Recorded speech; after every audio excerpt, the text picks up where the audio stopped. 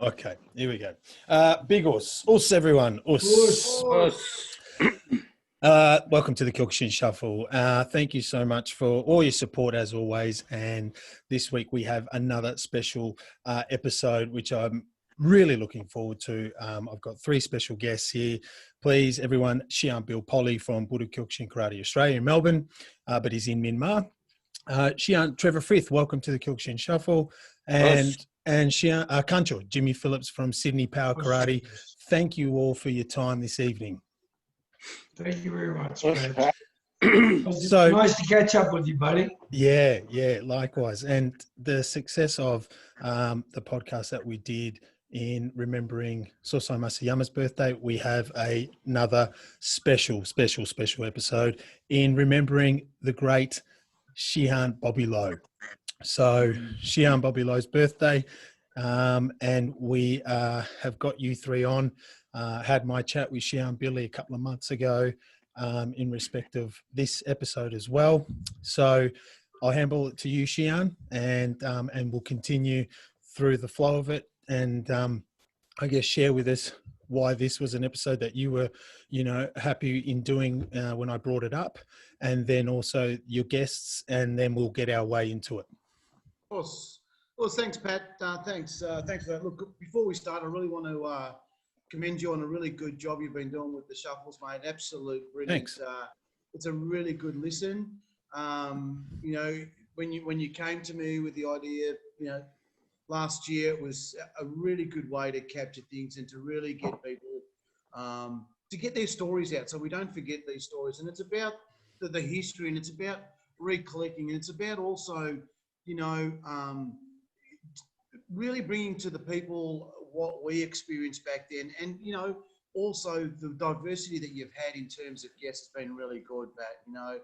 Especially with the young, up and coming, the future, the diversity as well, the different styles. Again, you've always heard me say in the class, it doesn't matter what style, doesn't matter what art you do, it's the individual that brings the art. So, and it's amazing you hear all these stories, how each little bit is influenced by another bit, and that's where we are here today. And again, I really thank you for this opportunity to really talk about somebody who's very, very dear to me and to Kancho Phillips and Shihan Trevor as well, because when we talk about, some of these people who have had influences and impacts in our lives, and especially in the martial arts life and in our lives, especially with Shihan, Kancho James and myself, we met our partners, through Hawaii and exactly in those early days. And it's just had a big influence to us all, and the love for the place, the love for the training, and also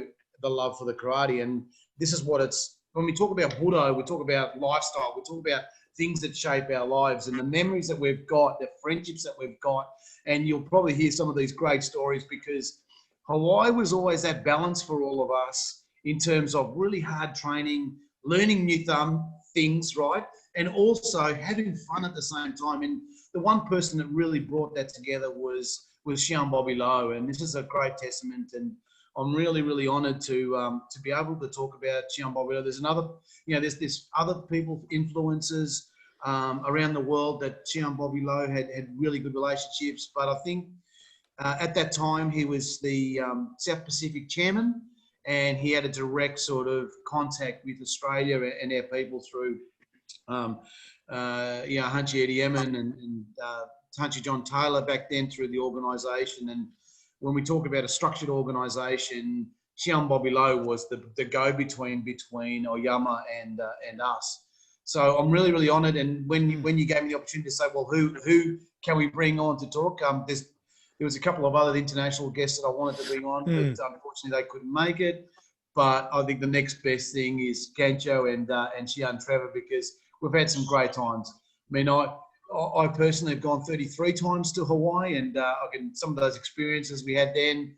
Shihan Trevor has gone out how many times as well, and we were very, very fortunate that Shihan Bobby Lowe spent time with us on one-on-one too, and that was a really big influence. And again, Kancho Phillips, how many times we went? I don't think we missed a seminar, and it was just really good. So again, you for that. And I'll throw it back over to you to see how you want to run this, because Yeah. where we've got the training side of it. And again, you know, we can talk about Shihan Bobby Lowe and the importance of this man had in the development of the international side of the karate. You know, it was the first ever dojo outside of Hamburg.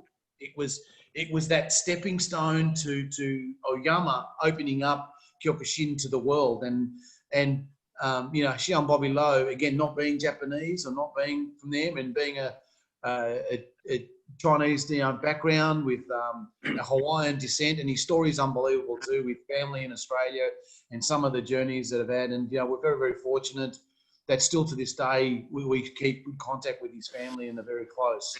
So Beautiful.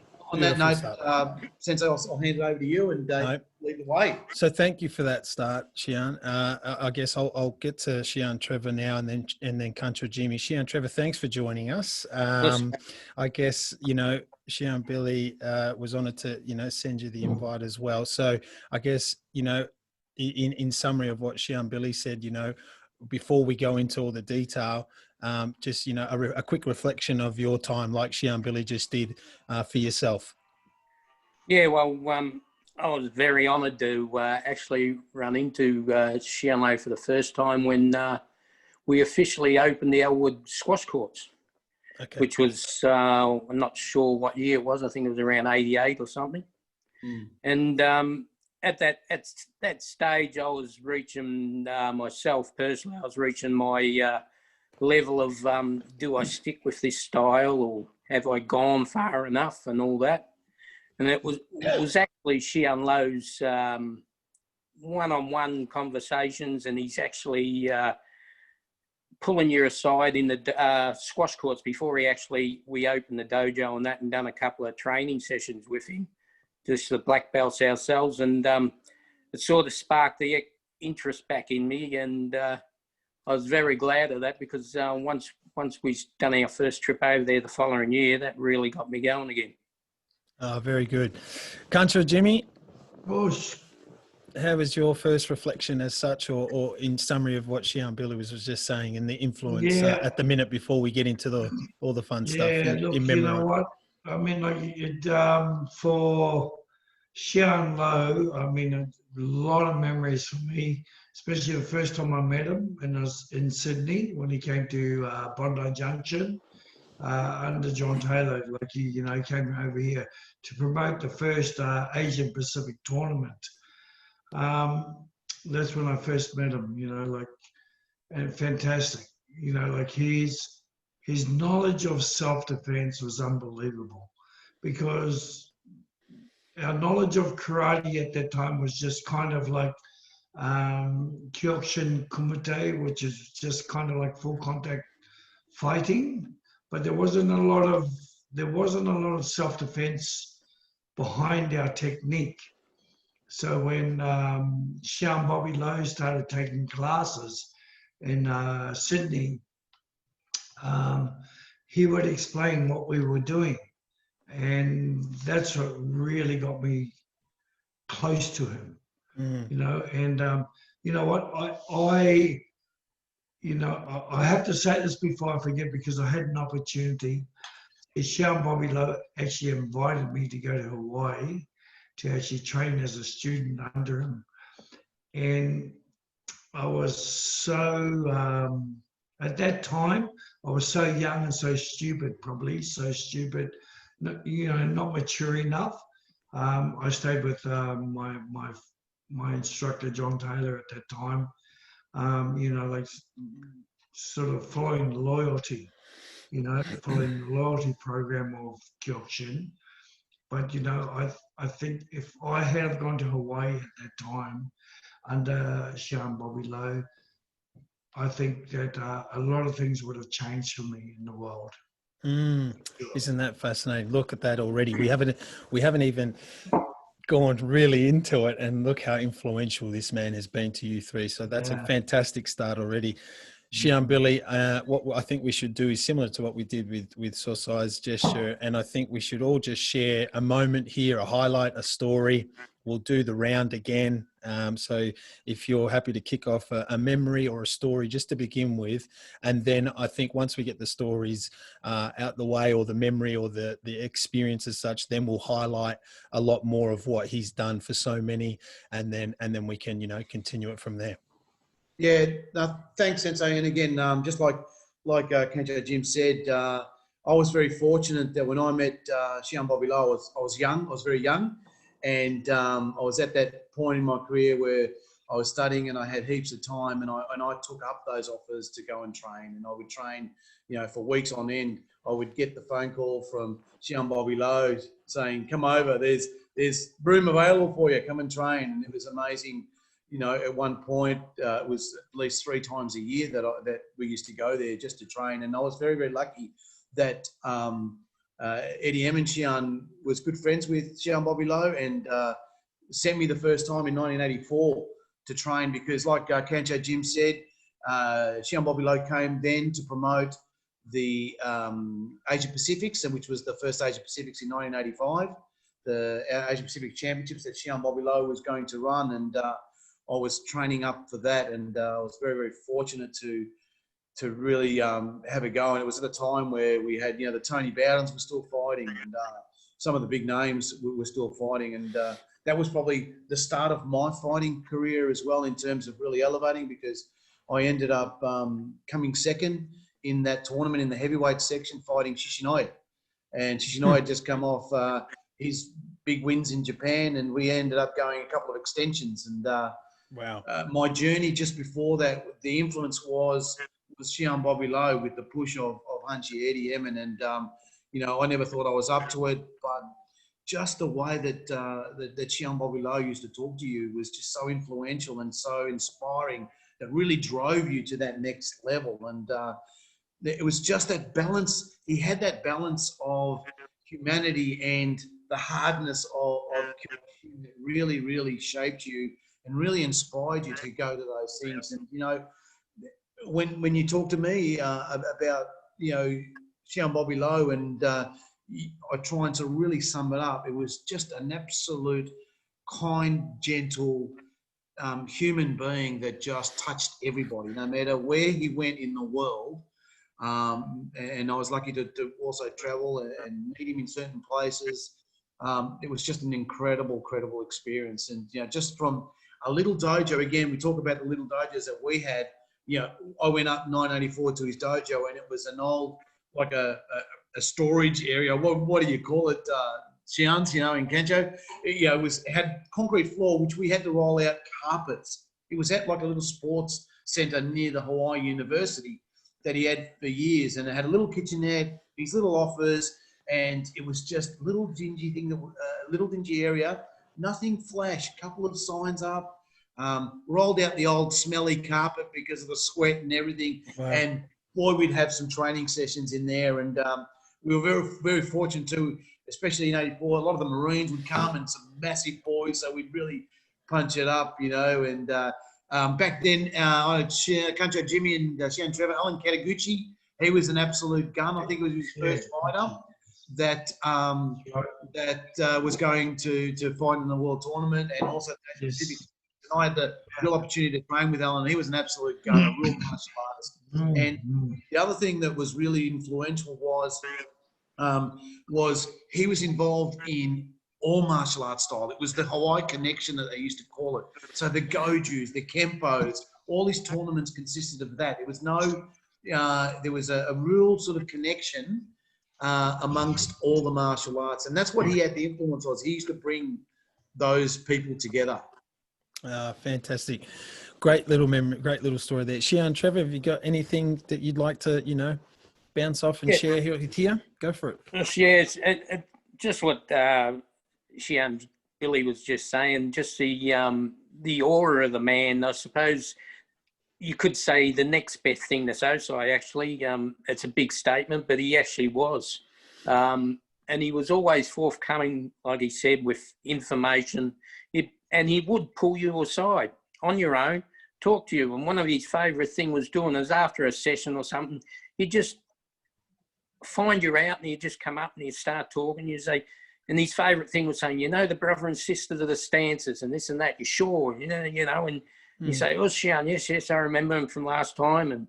And the way the man held himself, like you see him training, and that's how he was. He looked soft. He didn't look that mean or nasty or that. But once you was lucky enough to be one of his guinea pigs at the other end of his self-defense stuff, and he hardly moved, and he just dropped you like you were not even there, and he wasn't even trying. He just knew, and I think the biggest thing that the Kyokushin side of things was Sosai actually named him the teacher's teacher, and I don't think there's one person in Kyokushin that would doubt that. It was just amazing. Yeah. That's awesome. That's fantastic. Thanks for bringing that up. Kancho Jimmy, a story, a block of your 5 minutes that you'd like to just share on a first story level. Go for it. Mate, I have so many stories to share about this man. Go for it, please.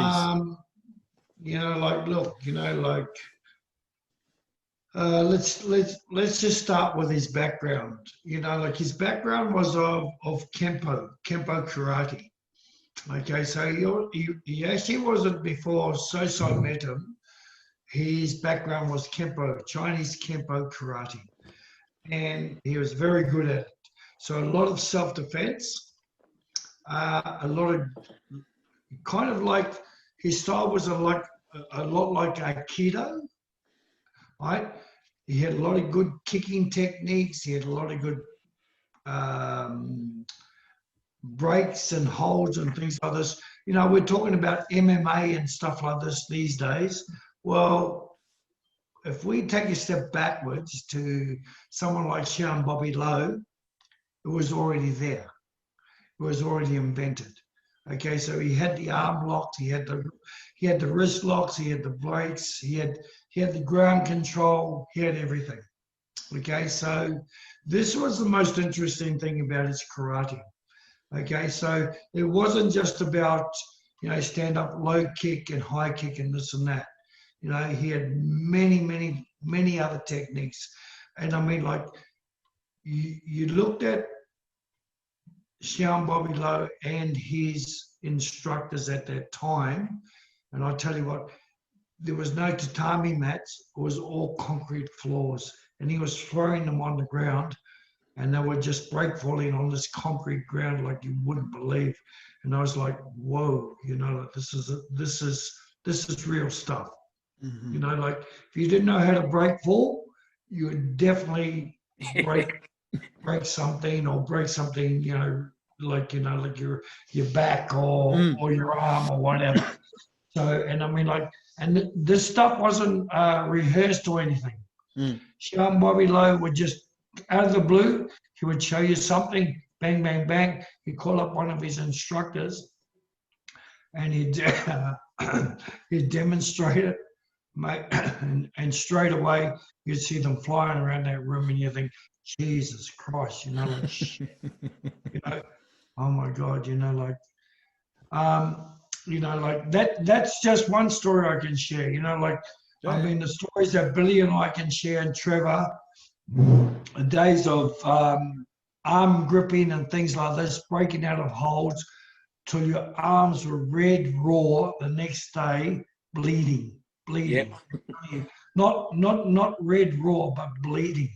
So when someone grabbed your arm, they actually just, like the scabs come off your arm. So, because that's how much he used to train with jiu-jitsu and stuff like that, and kempo grabbing and rolls and locks and arm locks. Fantastic.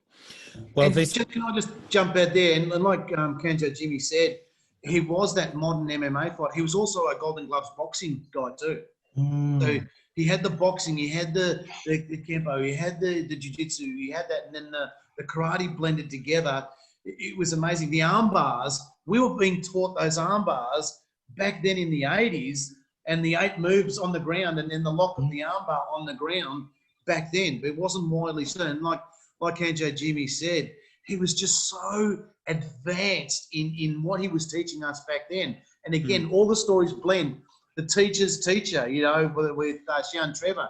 He would explain it in another level where you go, wow, now I get it. You know, now I understand the bunkai. He was very big on the bunkai. He would break it down because he had that knowledge of all those different techniques and how we would blend them all together. And like Kancho said, yeah, our arms would bleed, our backs would be sore, you know, like, I mean, getting thrown to the ground by one of his students, one of his black belt girls, ladies, who was only weighing 58 kilos. And back then I was weighing about 88, 89 kilos, throwing me on a concrete floor and then waking up going, oh, couldn't even breathe because I was just thrown and smacked on the ground, because that's how you had to do it. And he trained that way with his people, especially in the Kyujitsu and the Goshin Jitsu techniques, because that's the reality. He brought reality into what we did. And then it's just incredible. You know, now we hear about it. It's just that next level. Yes. Go for it, Trevor. Shihan? Yeah, exactly what you're saying. Like, I remember when the first time we went over there, like first couple of times, there's always tournaments involved in the first couple of trips we went, but in between that, the training was all Goshin Jitsu, self-defense, and it was all in this little, like Shihan said, all this little small hall. You could hardly move, but you made room, and you'd come up, you know, you'd line up and you'd be doing the self-defense thing, and like, it wasn't for a few years that most of these girls were, say, third Qs and things like that, or brown belts at the highest, and you'd be doing the self-defense and you'd have a natural strong grab and you'd grab one of them. And after a while, if it didn't work, I was on the receiving end several times because I had a grab. I weren't trying to grab hard. And one of the girls put their hand up and said, oh, Shihan, he's grabbing too hard. And the look, Shihan gave his student, and no words were said. And she said, us. And next minute, I was on the ground, finished off. Yeah. And nothing extra. I didn't change my grip or anything. I just copped one in the groin, bang, down I went, and she finished me off. Jeez. And he always taught him, he said, there's no excuse. He said that, you know, and he always teamed us Australians, especially Shihan, Bill, myself, Jimmy, and that. We didn't pair up with man to man. And that's why I insist when I'm in a dojo doing that, I mix it up women with men. Because in the real life, the point he kept trying to put across, in real life, they're not going to just gently grab you. They're not going to grab a bloke like this. It's got to be this way. And you got to be able to do it. And like, you know, a lot of students from the other countries and that saying, but what if? And you could see the expression on Shihan Lowe's students, these higher black belts. They looked and just put a big smirk on their mouth as soon as he heard, what if? And his students, and this is a big shout out to his students, and I think both Kancho and Shihan Trevor could say that his students were at another level to our students. His black belts were training many more years than us, and they were lower grades than us. And that was incredible, right. You know. They only became Shihans now. We were Shihans so many years ago. They were still on third dans and second dans. Yeah. His green belts and his yellow belts were incredible level. And the other thing too that Shihan Bobby Lowe, he never had separate gradings. You know, you would just train, and then he would go, here's your belt, here's your belt, you know. And not one student ever asked for a belt. You know, his senseis, it was just incredible. And I think Kancho, Jim, you can elaborate on that. Yeah. Akihara was one of them. You know, in training, like Shihan Bobby Lowe would say things like, wow, look at this guy, he's a fourth dan or a third dan. He says, wow, and he'd say, you know, in his American voice, you know, like, hey, Jimmy, he says, my guys have been training for 35 years. They're only first dans. Yeah, you know, we never chuckle about it. You know, he goes, my guy's only 35 years and they're only first dans. Well, Just that, fucking laugh. just on that, Jimmy. It was quite interesting. Like Shihan Bill myself would sit down and, of course, would have the drinks after, or yous would have the drinks afterwards, and would be sitting there and would be talking to Shihan Lowe and would say, Shihan, your girls, the green belts, they're equivalent to easily a Shodan anywhere else. And he said, you think so? And we said, oh, yeah. And we would say, Ikihara, there's no way he's a fourth Dan. Yeah, exactly. Yeah. And he actually, I think he actually appreciated our input on that side, because maybe the following year or the next year afterwards, you'd look and guess what? The girls had their black belts on. Yeah. Hey, just something really important, guys. I mean, like, while we've got Shihan Trevor on view, you can see in the background there's Masayama Kyokushin, official overseas Japan. Yep. That says 1957. Yep, that's when his first dojo opened. That's right. Yeah. 1957. I have the same thing. Yeah. He handed that to me over there one day. He said, "Yeah, Trevor, yeah," and that was fantastic, because at the time not too many had it. Yeah, we're very fortunate that we've got one. Yeah, I was fortunate. I think I finished my Shodan or Nidan, and Shihan Billy had a spare had one, and I've got mine up in my dojo, and it means the world, that one. Yeah, and like the big shout out Very to important, mate. to Ikihara, and we used to call them senseis, Ikihara Sensei. Yeah. A very, very big shout out to Sensei Glenn Oyama, who was Bobby Lowe, unfortunately passed away a few years ago, was Shihan Bobby Lowe's right-hand man, and an absolute incredible gentleman, him and his whole family, and just the support that he had to Shihan Bobby Lowe. And, and then Nishida Sensei, who's now taken over and runs the Hawaii dojo now. Those three gentlemen were just incredible. And you see from the old videos, they were training so many more years. Like I said, 1957 was the opening of the dojo. Geez, I wasn't even born. Yeah, I wasn't even born. It's like, it's just incredible. Yeah, that's right. I was only we really 1 need year old. to, we really need to acknowledge those senseis. And you know what? And this is a really big shout out to, it doesn't matter how many stripes you've gone, and there's no rush to get those stripes. And he was a very, very big advocate for that. And like Kancho Jimmy said, is you say, hey, Billy, he's got more gold bars on his belt than the US Treasury has in there. How cool. Because there'd be like 100, 150 people at his seminar that would just go over 3 days, and he'd go, who made him a fourth Dan? Who made him a fifth Dan? And he would he'd come up to us three or that, and he says, who's he? Do you know him?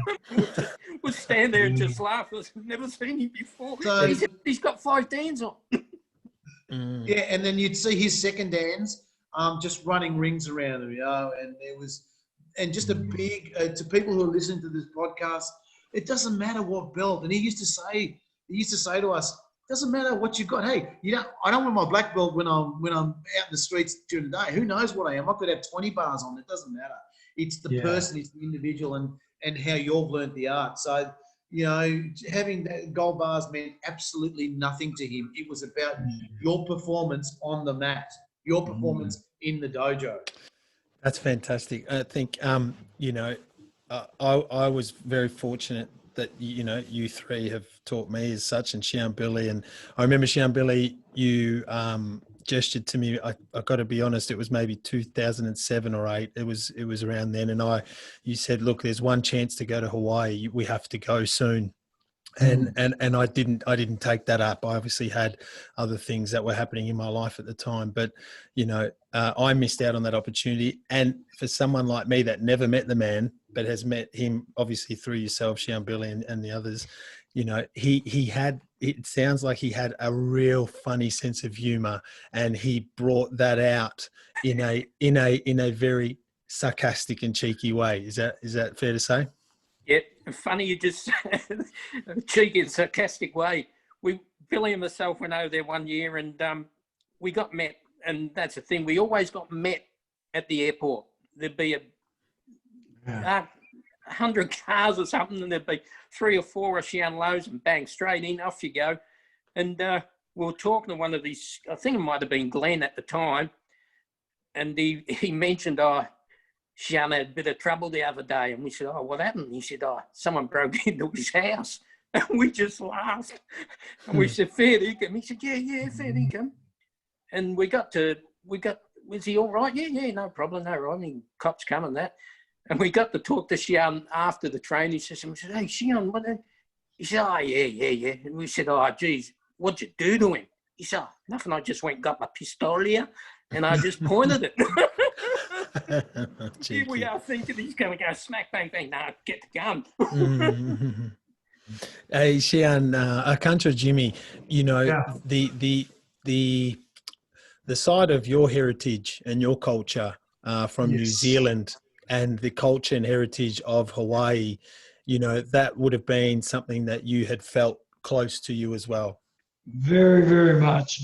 Look, I can go back to like a couple of things that when we first went to Hawaii, we went on to it was like a village type thing, and and I remember Tony Bowden, Gary, and a few of the others. We went on to this. I don't know what would you call it, or was more. I'm kind of like the lines of like a tour. Anyway, like between the Hawaiians and the Maoris, like we blend in. So what happened was, okay, we went to this place and you got free drinks if you could throw a spear. So guess what? Guess what? Jimmy Phillips knows how to throw a spear. So free drinks all night. He just doesn't know how to turn his volume up. Yeah, that's it. So things like that, like it was very good, and then we went to a Polynesian village. And like for me, I felt very much at home. Shihan Bobby Lowe, like he told me about, what was happening in Hawaii and stuff like this. And at that time, when we first went, there was a lot of Japanese integration into Hawaii. And I think at that time it was probably, I suppose with the Hawaiians, there was a lot of politics and stuff like this, like about their lands and stuff like this. So they were trying to hold on to land, and because the Japanese had a lot of money, they were able to buy up a lot of things. But you know what? The Japanese the Hawaiian culture is so strong there, and Shihan Bobby Lowe, like he's very much Hawaiian, like he's very much close to the Hawaiian people and the culture of the Hawaiian people. I mean, a lot of his students, like I can only say, like, from Shihan Glenn and his wife, where they were close into the culture of playing the ukulele and stuff like this. Like it was fantastic. We'd go at night time to different bars and stuff like this, and it would be a lot of what do they call it, singing and dancing and stuff like this, but all Hawaiian stuff, all Hawaiian brand type thing, Yeah. So I felt at home there. Yeah. And actually, I'll tell you what, there was a guy from Australia called Omar, who had been, Billy would probably remember him, a guy called Omar. He was over there for quite a while, a couple of years, living with Shihan Bobby Lowe as an Uchitesh student. And Omar, he was meant to come back to Australia. He loved it that much, he didn't come back. So that's how good it was. Yeah. Yeah. So it was really, fantastic. Yeah, good one. That's fantastic, guys. A nice start there in understanding the man and the reasons you all love him. Let's get to the bit where he changed the world a lot more, and that was with his teaching. And you guys have gestured some of the stories of his teaching, but Shihan Billy, I mean, the influence that he had in Goshin Jitsu, and then also the side of it now, which is I'm very passionate about via you, is, you know, to continue on with what he has done, what he gave so much to Kyokushin. Yeah, no, and that's that.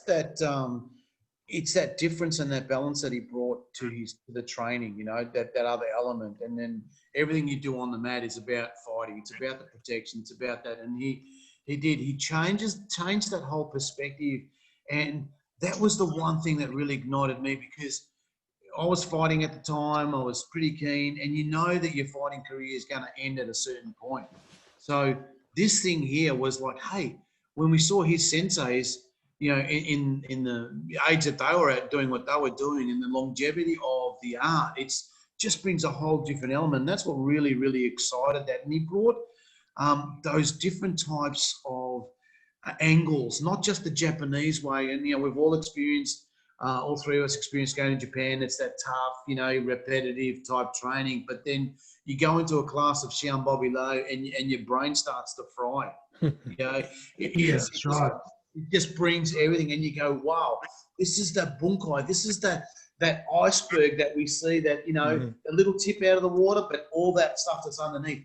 And he would bring that whole element to you and really get you to understand why you're standing like that, why you're facing that punch, why you're moving in that direction. You know, there would be a lot of the deflection type moves with the Goshin Jitsu and the Kazushis and all that type of style. And he had that flow, and he had that relaxing type, you know, mannerism. And again, it comes back to, you see a lot of people doing Goshin Jitsu and they're stiff and awkward and all that, but he brought that gentle side. You know, when we talk about the yin and the yang, the hard and the soft, he was that real element of soft and hard. He was that relaxed type person, but then bang, he'd snap you and smack you. And there's the hardness of it. And that's the whole essence of martial arts. And that's what really, really got me ignited. And really, again, that plus, as Kancho Jim said, and Shihan Trevor, the culture side of it, the family unity, he was approachable.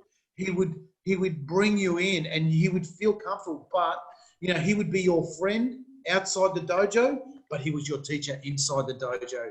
And we knew where those lines were. And it was a real respect and a real aura of respect that really, you know, and he used to say that, and you've heard me say, you're only as good as your students. His whole philosophy and principle was, you know, the students, and then bringing it up and the reach. So it was that other dimension that we had. And now the three of us, we've traveled the world, and we go and show these techniques, and there's people who have been doing Kyokushin for longer than us and have never even seen it. We've gone to Japan, and I've actually taught in Japan Goshin Jitsu techniques that these Japanese instructors have never done.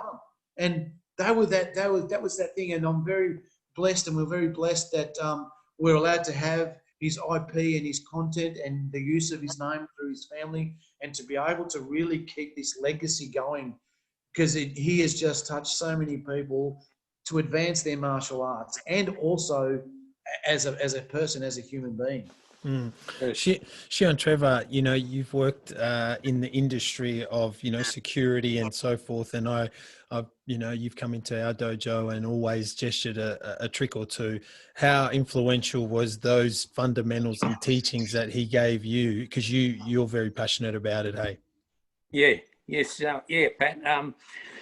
Yeah, well, like I said, he actually did change my outlook on the actual martial arts, Kyokushin martial arts. Like I said, I think the first trip we, as a not as at the tournament, it was actually a seminar. There was I think it was Shihan Jim, myself, Joy, I think Andrew Kroll and his partner at the time, and we were in Ala Moana Park, and we'd just done the seminars were, you know, they'd go for, you'd start at, say, 8 in the morning, you'd go to lunchtime, then from lunchtime you'd have a break, then you'd come back until the evening. And you're talking about, you know, a few hours training, and a lot of it was just the grabs and things like that.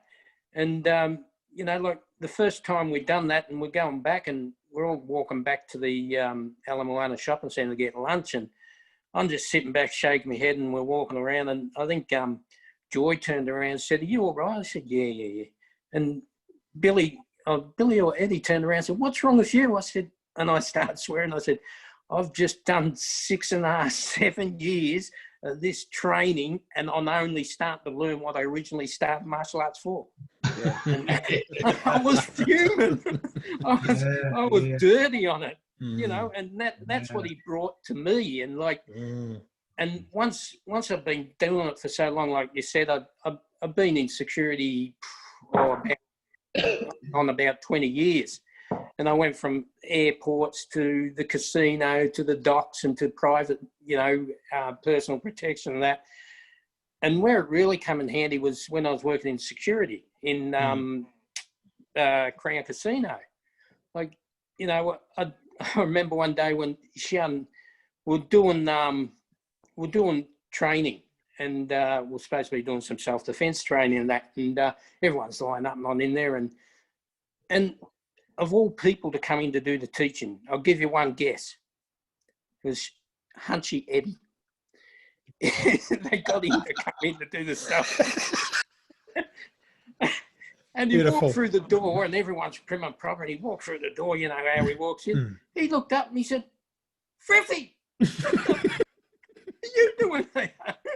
And of course, I was a guinea pig. Yeah. But you know, a lot of the techniques, the actual wrist techniques, and the confidence you built from doing them with all these people, and the big advantage, like Shihan said, if someone's coming at you, 9 times out of 10, it's aggressive, so you've got the advantage there if you keep your cool, and they're either drunk. He said, "You're way ahead of them." He said, so, and it did help. I'd do a wrist lock, I'd do this, I'd do that, and the other security blokes, because there's always 2 of us, you're walking this bloke out, and he's going like this, and they're going, "What are you doing? What are you doing? What are you doing?" You know, it was just 100% was helping all the way. Very good. Kancho Jimmy, yourself with, you know, the life of Sydney and the many interesting people you've bumped into across your life. Yeah, look, you know what? I mean, like, you know, a lot of people say to me, you know, like, if you have a look at Shihan Bobby Lowe, I kind of mentored myself off him. Okay. I pictured myself, because we had a very similar build. I like, you know, as a young teenager, I was a lightweight. Shihan Bobby Lowe wasn't a big person, but he was very fast and he was very strong. So I kind of took that on board when I first met him. And, you know, the fortunate thing in the later years of my life, you know, like after doing my second dan and stuff like this, I got to spend time with Shihan Bobby Lowe in Hawaii, like Billy. And, you know, we spent a lot of time together on Goshin Jitsu and also on my speed. And he taught me how to, you know, how to use a front kick, not just, you know, from a cat stance, but, you know, like from various angles. He was very, very proficient and very dynamic in getting speed to work power, right? So, you know, because like in Sydney, we used to sort of think, okay, you know, like you throw hard and you get your power. But Bobby Lowe is more about being relaxed and the power would come. Yep. So that's one of the greatest things that I learned from him is that just relax, speed's there, power will come. And I still teach that per day. Now, the funny thing is, like, we're talking about Goshin Jitsu, and my whole class the other night, you know, on Friday night, was just about that. We did a little bit of basics, probably 5-10 minutes basics, and all we did all night was just Goshin Jitsu. You know, arm grabs, locks, breaks, you know, things like this, you know. And the unfortunate thing, I always hope or wish that I'm teaching the right thing in regards to his techniques, you know. But you look, like as I said before, you know, like I feel myself that Bobby Lowe was my like mentor, and that's what I got from Bobby Lowe, is that I wanted to be like him. I wanted to be fast. I wanted to be proficient in what I was doing, and you know, like, and I don't think I've got to that part of my life where I'm relaxed like him. I'm still kind of stiff and things like that. Maybe another 20 years or so.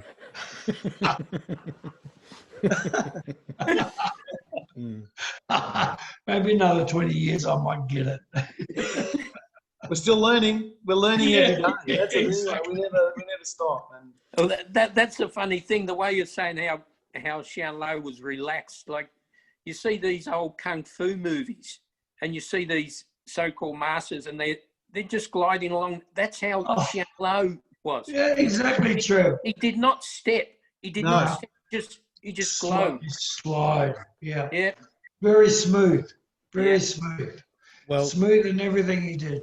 One of the angles as a student, and then having Shihan Bill gesture a lot, and one of the cool bits when we were under Shihan Billy was when it was a chance to do some Goshin Jitsu, Shihan Billy would start showing us 2 or 3, but then all of a sudden 25 come out, and four students dislocated kneecaps.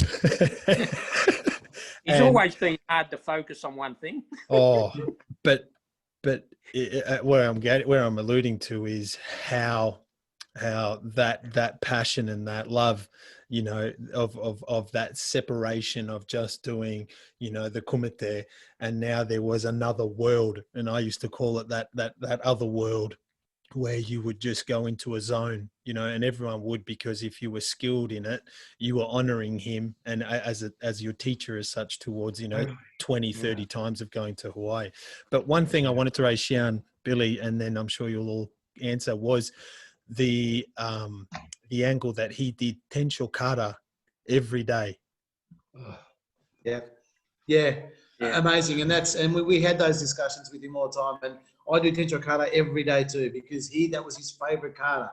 And the applications and the bunkai that he had with Tencho was just incredible, because it just flows with all the Goshin Jitsu techniques and the moves and the soft and the hard. And, it's not a very long kata. It's a short kata, but we would talk hours.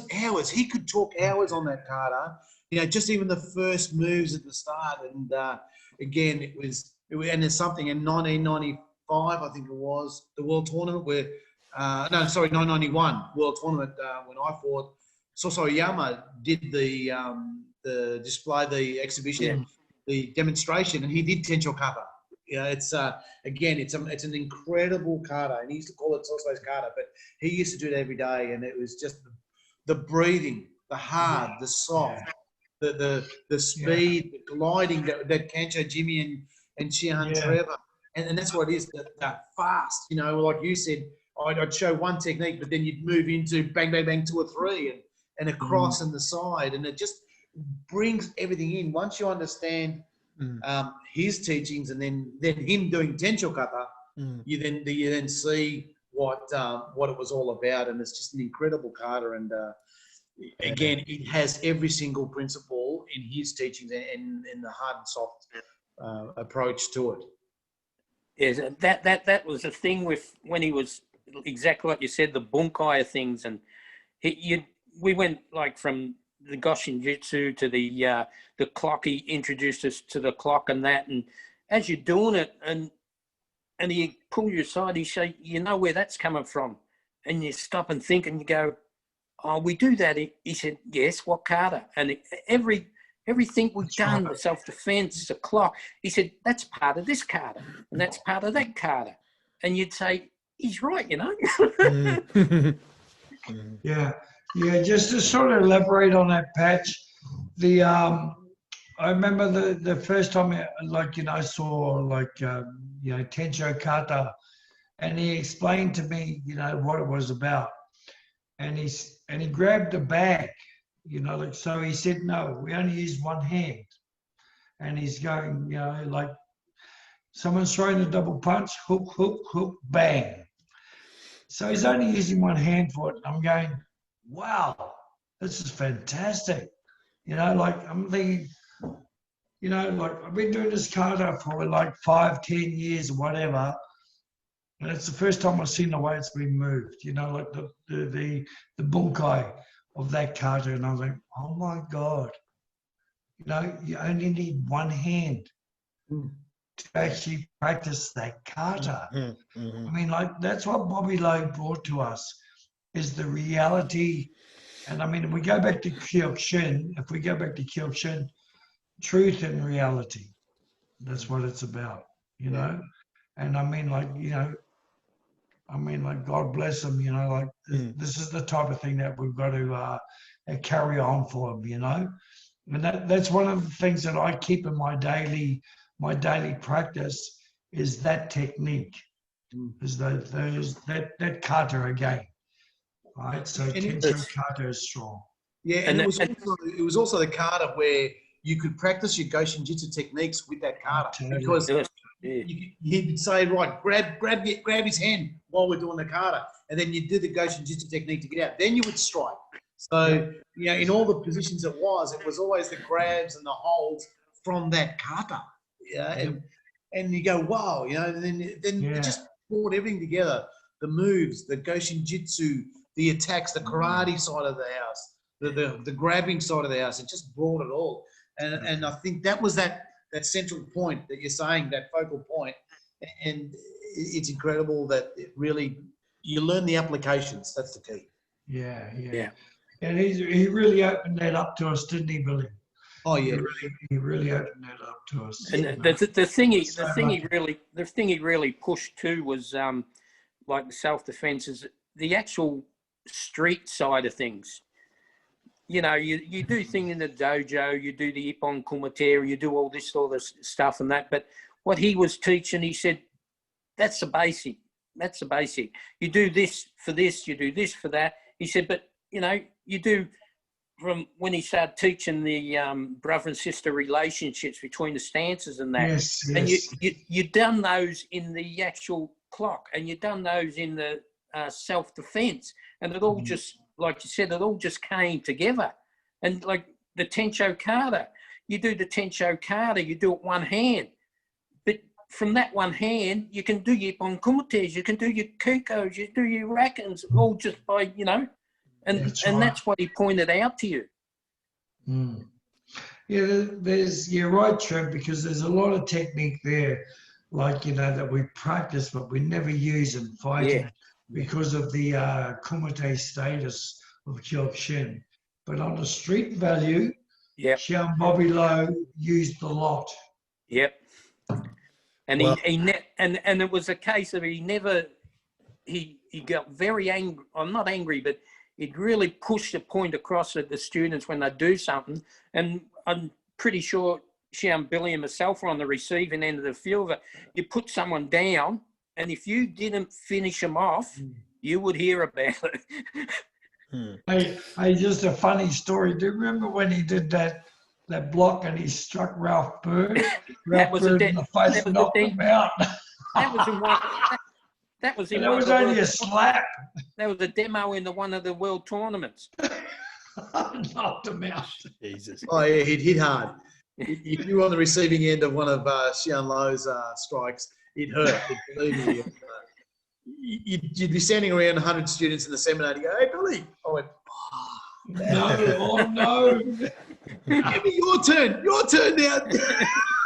Well, one of the cool things that we were fortunate with in your dojo, Shihan, Billy, was the tape, the illustrious tape, the VHS video of Shihan Bobby Lowe's self-defense. And for those out there, it was our some of us and my senpais, we just loved it. We just loved how we would have to fast forward and rewind, and we're talking early 2000 here. But that tape, you know, I remember sending it to you, Shihan Billy, when it was on YouTube, and I sent you the link, and you were like, "What?" And I was like, "Yeah, it's up. Someone's put it up, and it is up." And I'll put the link up under in the comments of when I post this for everyone to see, because it is so invaluable, isn't it? Oh, look, it's incredible. We were very lucky because of the relationship that we had. And, you know, I think us three here, and plus also he had a very, very great relationship with Shihan Stuart Corrigal and all his group. So, you know, he was very, very close with Shihan Stuart Corrigal and Don Corrigal's brother and all their group. And they were, because it was only 4-hour flight, they used to go all the time there. So they were very fortunate. Where for us, it was an 11-hour flight, but we'd still get there just as much.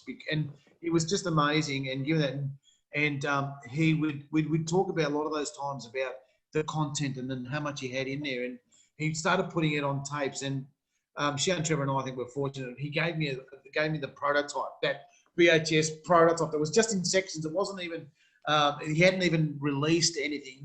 Hadn't released his video at that point. He hadn't released the book or anything like that. But it was that prototype with some of the real old, some of the students in there. And it was just like, wow. And he'd say to us, "Here you go," you know, just as a reference point. But the one thing he used to say to us is, "You can't learn from the machine." No. No, you can't learn from the machine. You have to learn on the mat. And you got to feel what it feels. You can see the picture of grabbing a hand, but you can't feel it and how much strength you put and what's required to move that hand. You can see the takedown, but you don't feel how much pressure you need to move those legs or that body. So he was always putting that in context. And that's a big thing. And you've heard me say that. You can't learn from that. You can't learn. Yes, it's a reference point. That was his whole thing, was he would put it as a reference point, but you need to be shown and you need to feel those techniques and how much is required to move in those directions. And that's what those tapes were. And, you know, unbelievable. And I've still cherish those tapes, and I'm not even touching it because they're incredible. And some of the footage that I've got back in those days, it's just amazing. I used to carry my little video camera. Remember Trevor in their bum bags? And just videotape everything. It's like, "Oh, hello, you know, please can you do that again?" You know, he goes, "Oh, no, here we go." He goes, "You're going to make a movie on that." Yeah, it was quite like you're just saying, that it's all great to have, and you could see it. And Shihan, Bill, and myself, and you know, Pat, we say, "Yeah, that's okay for a reference." Yeah. But you get these. A lot of people, not knocking people, they say, "Yeah, I've done that, I've done this," and you say, well, I don't think you might have seen it, but until you've actually physically done it, and you see them doing things, and you say, well, they're not going down. He said, "Oh yeah, but and that's the thing, like Billy just said, that to actually know if you're doing it right, actually physically doing it right compared to what the video is showing. And the video doesn't show everything. Yeah. You know, and he used to say, he said, you know, he says, make them feel it. Make them feel it. You've got to feel it. And each person had to swap over to get that little bit of pressure on their wrist or pressure on their arm to actually, you've got to know how much to put on to get them to go down and things like that. Yep, exactly true. Yeah. I thought, Kancho, do you want to allude or add on that? Yeah. Look, I look. You know what? I'm just thinking that, you know what? In Australia, you look at, you know, like wintertime. We're in winter now. When we went to Australia, it was midsummer and friggin' hot. Into Hawaii, Friggin' hot. Yeah. So you'd go from you know, this cold climate over to Hawaii, and you were absolutely sweating like a pig. You know, like, I mean, you start training with Shihan Bobby Lowe, honestly, your gear was absolutely saturated. You know, like, and I mean, like, you would not believe you need like 2 gears for one training session. Right? That's how hard it was. The heat, I remember, you know, a few times I fought there, and I remember the last time I fought there, is that I felt so dehydrated, and God, I had nothing left. That was the Asian Pacific.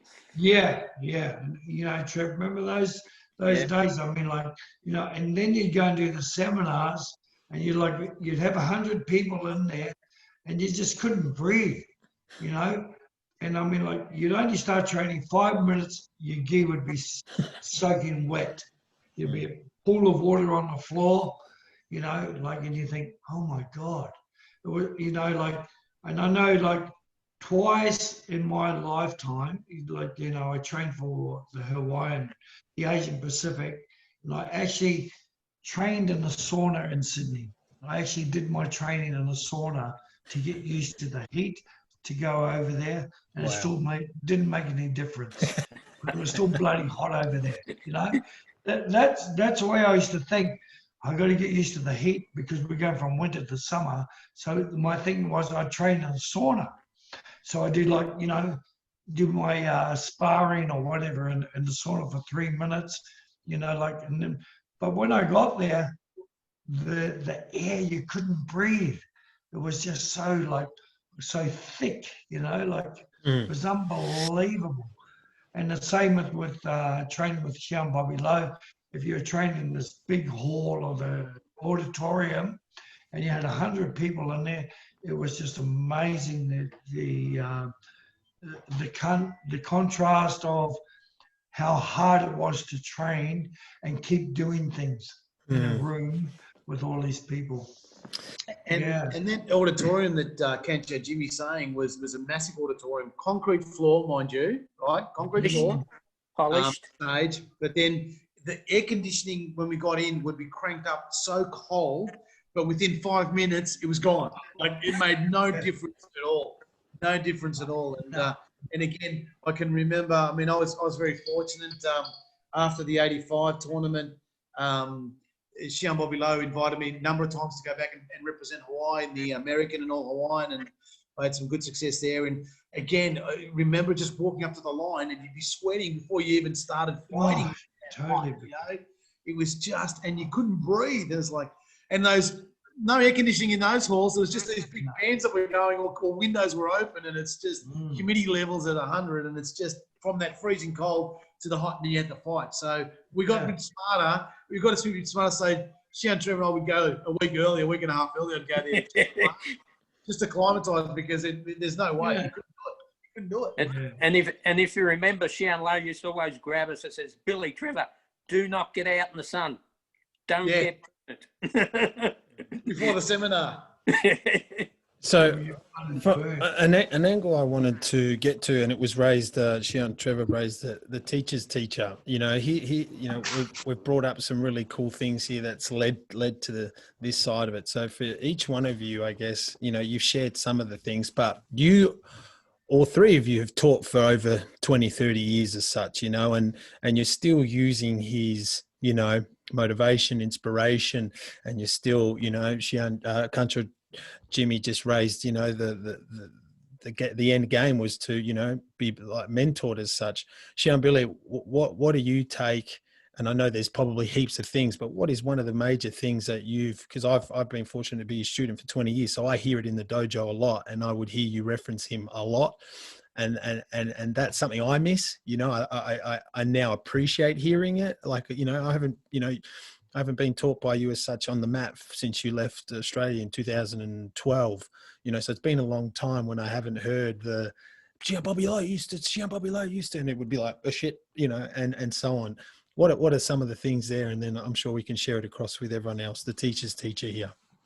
Yeah, what really influenced me in the teacher's teacher is the delivery, and how Shihan Bobby Lowe delivery. We all can learn the techniques. That's fine. We're all we all learn the techniques, but then how do we deliver that technique that relates to that person, and it was his delivery, and it was his approach, his personalization, his way. We talk about the Buddha way. It was his way, how he delivered it and how he explained it.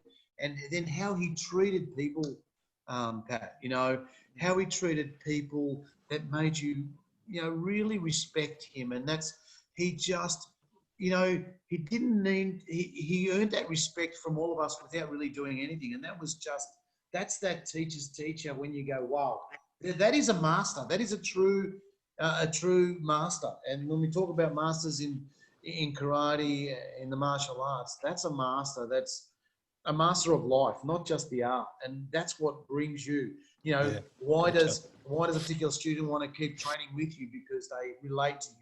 You relate to them. You have that bond and that relationship. And that's what really learned and helped me try and bring into my dojo and my students is that humanity side, the human element of it all, in that, you know what, we're all indestructible. We can all bloody end tomorrow. We're not special here. But what is special is our relationships. And that's what he had. He had the knack of building those relationships, bringing everybody together. And that's why he was on the international committee for Oyama. And Oyama also saw that in him, is how he was.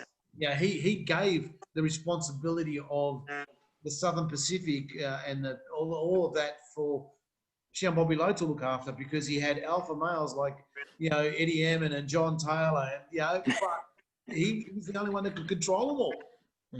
Yes. No, very good. Shihan, Trevor? Good one, Yeah, Shihan.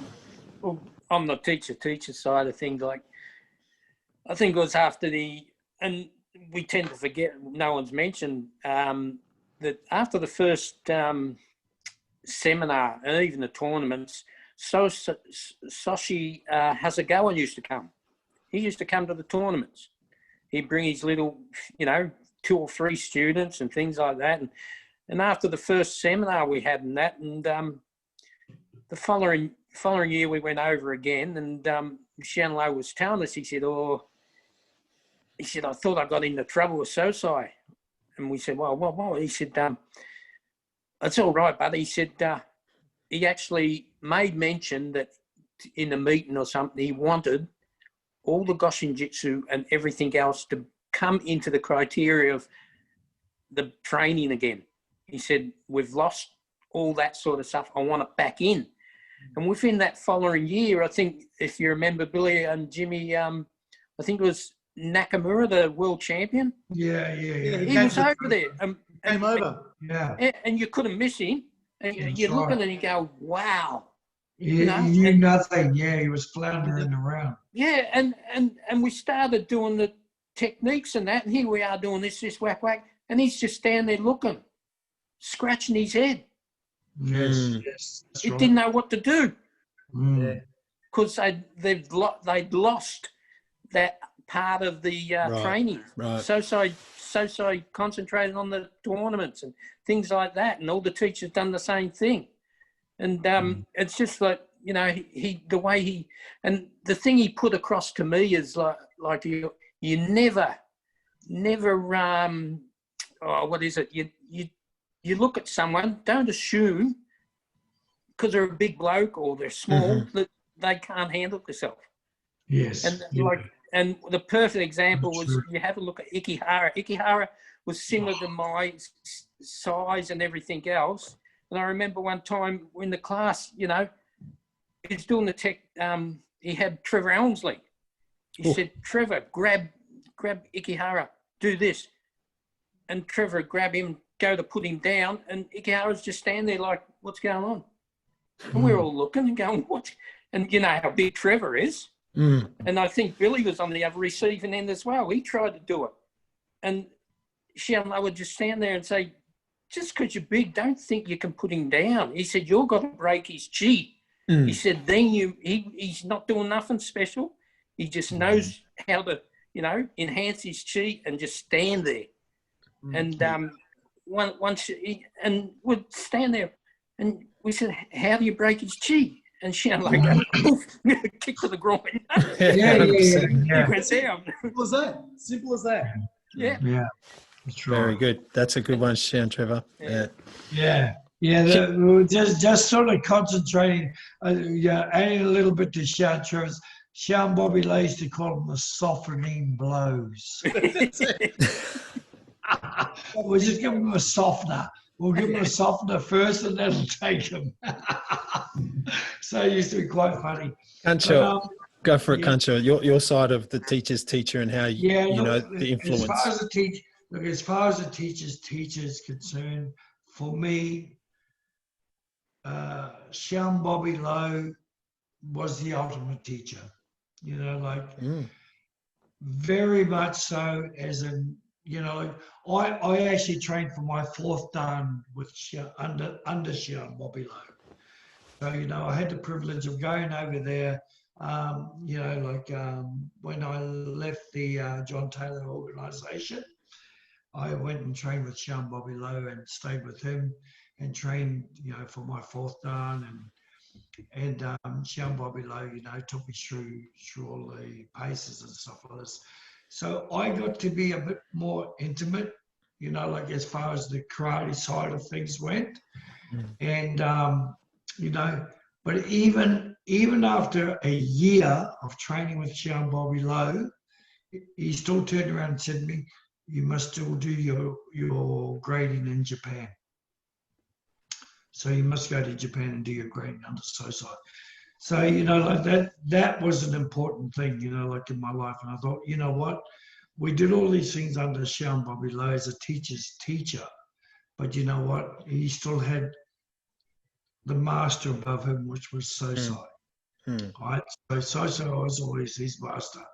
And then, but when you look back at things, you know, Sensei looked at Shihan Bobby Lowe as being a master in his own realm, because I think myself that Sensei looked at Shihan Bobby Lowe as being someone really special. Right? That's why he took him, you know, like he took him into the Kyokushin organization, not only as for Hawaii, but all the South Pacific region, because of his knowledge, but also about the awareness of Bobby Lowe. You know, like Bobby Lowe was like this very strong, had this very strong personality. And I mean, like if you looked at Bobby Lowe as a person, I mean, he came to Australia, you know, like he would know no one in Australia, but yet you'd take him to Chinatown and yet he'd meet up with a couple of cousins in Chinatown. You know, that's the type of person he was. Or you go to Melbourne, he'd have a couple of cousins in Melbourne, in Chinatown there. You know, so he always had contacts. He always had contacts. As much as Sensei had contacts, Bobby Lowe had contacts as well. You know? So it was amazing, you know. And I mean, like, you know, like you know, Shihan Billy mentioned before about Stuart Corrigal, you know, and I mean, like, you know what, Stuart Corrigal and the Canadian group honestly had so much respect for Shihan Bobby Lowe, and they still have respect for him. I mean, like, you know, like to the one day, even I was threatened by the Canadian group that said, you do anything wrong against Shihan Bobby Lowe, you won't be alive. You know, so that was to me, you know, so, and I took that really like, you know, well, you know, like, hey, serious. Be careful, you know, make sure that you are true and sincere to Shihan Bobby Lowe. Very good. So I always remember that, you know, so as far as a teacher is concerned, you know, like I would put Shihan Bobby Lowe up there with Sensei Oyama. Fantastic. You know? Look at that. Shihan's. Just quickly, just to follow on from Kancho, and it's very, very interesting that Kancho Jimmy said that, is that I've asked this question a million times, you know, is that why did Sensei pick somebody from Hawaii? You know what I mean? Like a small state of the US, 1 million people, whatever they had, you know, to be the first international dojo, to lead the group, to do that, because Sensei obviously saw something very, very special in him, and he was an absolute special person that, you know, he touched us all, he's influenced us all in our lives, and you know that the respect is there. It's incredible, and obviously Sensei Yama, and I totally agree with Kancho Jimmy Phillips. Is I hold Shihan Bobby Lowe up at those levels as Sensei Yama. Very good. Well, Shihans, Kancho, if you have a look at your clock, it's already gone an hour and 15 or so. It just flies. Yeah. And I've got a low battery coming up. Yeah, you got low battery. Well, let's conclude. From my summary in hearing this, and to the listeners, I'm sure your eyes and ears would be, very. What an interesting conversation it has been, and I guess I've been fortunate by Shihan Billy to be taught under a fair bit of Shihan Bobby Lowe's teaching, and Shihan Trevor comes to my dojo as well, so I'm very lucky. But in saying that, to all of you out there, have a look, read up on Shihan Bobby Lowe, watch the link that I put up. He also has a famous book that is very rare as such now, but Shihans and Kancho, a minute each or two. Just to summarize, I know Shihan Billy, you were fortunate to go to his funeral when he did pass away, but this is in celebration of his birthday for August 23rd. So, a minute or two each, and then we'll conclude this evening's awesome chat. Yeah, thanks, Pat. I mean, just very difficult, Sorry, Shihan. Yeah. Just an absolute influence. And he shaped our lives. He shaped my life. I wouldn't be here today if it wasn't for him. I wouldn't have met my wife. I wouldn't have had my family. I wouldn't have had the great relationship with Kancho Jimmy Phillips and Shihan Trevor.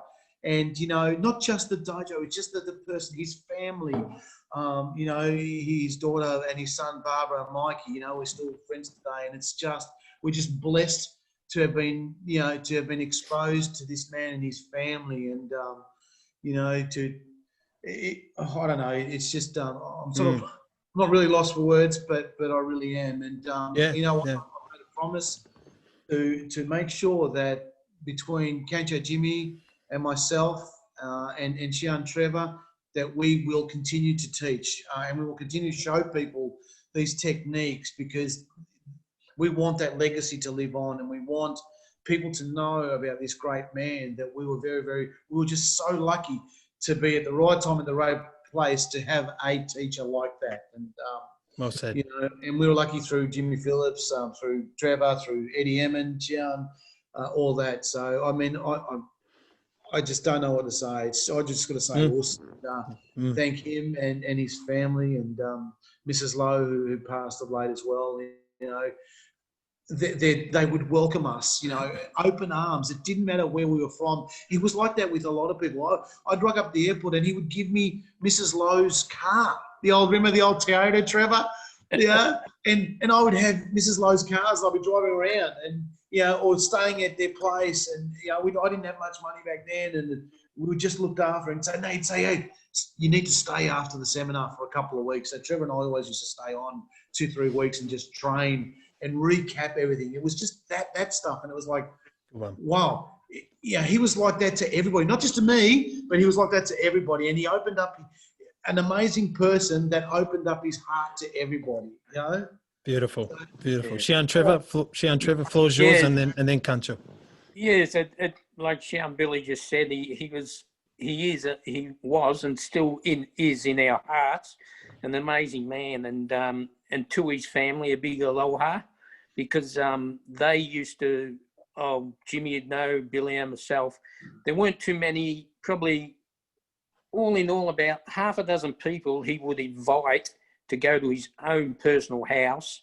I spent a Christmas, New Year over there, and his wife, his kids, they just treated you like you're already part of the family.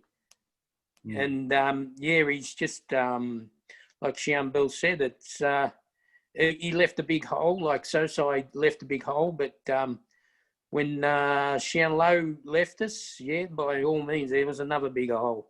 And he's like he said, we'll try and keep his legacy going. Good on you, Shihan. Kancho, the floor is yours. Yeah, look, just to finish, Pat, you know what? When Sosai passed away, I actually rang Shihan Bobby Lowe, because I found out before he found out about Sosai. So, you know, I got a call from Japan and I rang, you know, like, you know, Sean Bobby Lowe said, oh, you know, like, I think you need to ring Japan, blah, blah, blah, blah. But you know what? I mean, mate, there's such a big hole in our lives now that these people are missing. You know, like I really feel like there's this big hole. And I mean, trying to fill that hole with their training and with their spirit is such a hard thing. You know, like, and I'm trying to sort of pass that on to my students. You know, like all of us, you know, Trev, Billy, we're trying to pass that on and keep that spirit alive. You know, like through their teachings. You know, like, and I just hope that we can, you know, like they can look at us and say, you know, okay, well done, guys. You know, like maybe do it a bit harder, do this or do that, but you know what, we can only do what we can do. And yeah, I just hope we do the best for them. You know, like I really miss them. I tell you, you know, like at this age, like I'm 64 now, and I really miss them. I really miss Sensei. I really miss, you know, Shihan Bobby Lowe. There's not a day that doesn't go past me where I don't think about them, especially in the dojo and especially in my life, you know. So, you know, God bless them. God bless their families. Yeah. You know, like, and, you know, I'm just going to do my best to teach whatever I've learned from them and keep passing it down to the students. And hopefully those students will keep carrying it on from me. Well, beautiful. Just to finish on the lighter side, finish on the lighter side of that, Shihan Jimmy, or Kancho Jimmy. I think you're underdoing yourself in age, mate. Same age. You're the same age as I am. Yeah. Pat, can I just I just want to play one thing that I think we'll all we've all experienced with Shihan Bobby Lowe, and this was one of his favourite songs. Oh, yeah, that's right, yeah. Danny Boy. Wait. Oh, Danny Boy. Very cool. Very good. We used to sing that all the time. Very good. Well, that was unreal. What a beautiful, beautiful chat. Yeah. And again, like we did with Sensei, we celebrate Shihan Bobby Lowe. And I mean, geez, you know, it's very touching to hear, you know, grown men like yourselves that have been influenced so much by this man. But well done to all three of you. Well done to all three of you, because yeah, there were moments, weren't there, Shihan Billy, when I raised them and I said, look, you know, it's fun. I see the side of it, but you have my word, all three of you, and I'm sure many others, but yeah, I'm holding that flame alive, no doubt about it. He's influenced you guys so much, and it's influenced me so much. And I hope that gives you some reassurance, because yeah, he's such an amazing man to you guys, and it's already trickled down to that generation, as you word it, Shihan Billy. And you know, in summary, beautiful. It was fantastic. It was a real honor and pleasure to talk to you guys again. And I know I've brought up Sensei Yama's side of it, and now Shihan Bobby Lowe, but I thought it was due. And I hope the listeners out there respectfully do a big us at the end of this. We'll all do a big us, and a happy birthday to Shihan Bobby Lowe for August 23rd. So on the count of three, just a big us for Shihan Bobby Lowe. 1, 2, 3. Well done, Shihans, Kancho. Thank you so much for your time. Thanks for being on the shuffle again. Danny boy. Danny boy. Good. Hey, what was the other one, Billy? The other